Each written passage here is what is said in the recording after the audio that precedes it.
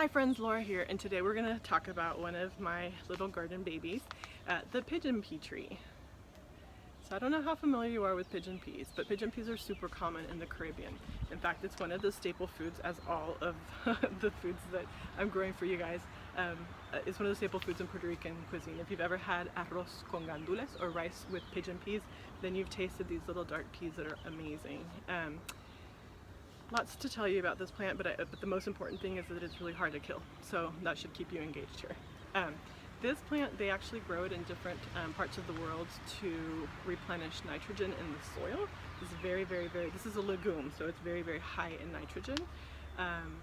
It's also really drought resistant, so this makes a perfect crop to fix issues in countries with drought that suffer from nitrogen depletion. This is something that they may not use it for the actual peas, but they'll use it and they'll compost the actual grown plant. They'll put it in the ground to inject nitrogen, replenish nitrogen, but then they'll also compost the little tree later on and put it back in as soil. So it's pretty amazing and powerful plant that can actually be really an important crop in areas of the world that are depleted of nitrogen and also nutrition wise. So this little plant right here does not require a ton of work.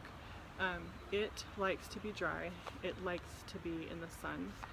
At first, as you're trying to grow it, it's important that you water it, and it'll tell you when it needs water, so just really don't just water it just because. Maybe at first, when it's around this age, water it whenever you feel it dry, but after that, after the trunk is nice and thick, just water it almost never.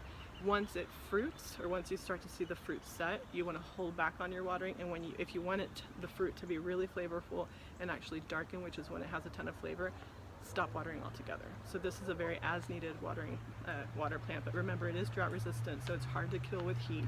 It's very easy to kill with cold. It does not like to freeze. So my advice is that if you're growing this in or outside of the tropics, where it does get really cold sometimes, I would grow it in a pot that's wide, about 1 foot to 2 feet, maybe even a half barrel if you want.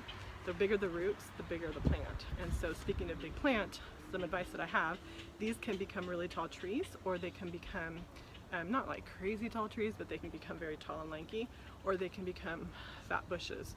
I would encourage you to keep it as a bush size, because then it's just more accessible to pick the fruit off of.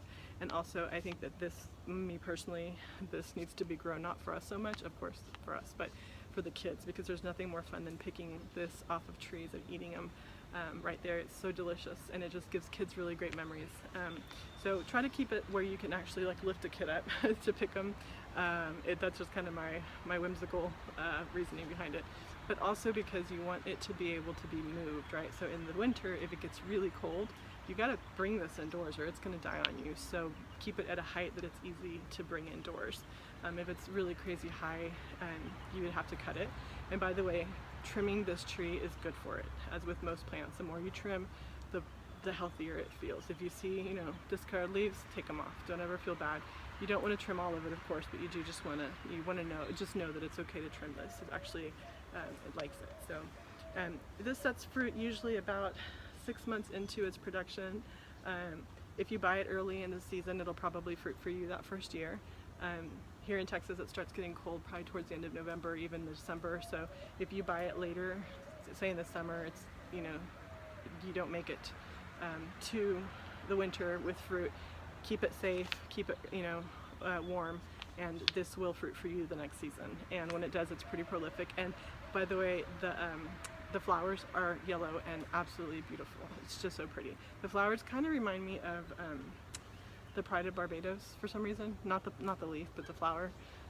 And so these can become as wide, fat, little bushes like Pride of Barbados, or they can become, super lanky, tall bushes, tall trees. So, all right, so that's pretty much it. This is super drought resistant. So if you forget to water it when it's nice and mature, you're not going to kill it unless you allow it to freeze. In the winter, you can wrap it, and that should be enough. I wrapped mine last year; they were fine. But really, with all preference, I would say keep it in a pot and take it inside. So keep it in a pot that's manageable for you. If you put it in a pot that's too heavy and you can't take it inside, you're gonna have to wrap it outside. But really and truly, it's best if it's kept in kind of predictable climate. So this is the pigeon pea. Oh, one other thing I was going to tell you. In some countries, they actually use the leaves to make tea. I think it tastes nasty. I like the tea, I like my gandules in rice or in stews, but it never really dawned on me to eat the leaves. However, I take turmeric for like autoimmune inflammation, and I skipped my turmeric one night, and I decided to make myself some tea because I read it, you know, gotta try what Google tells you.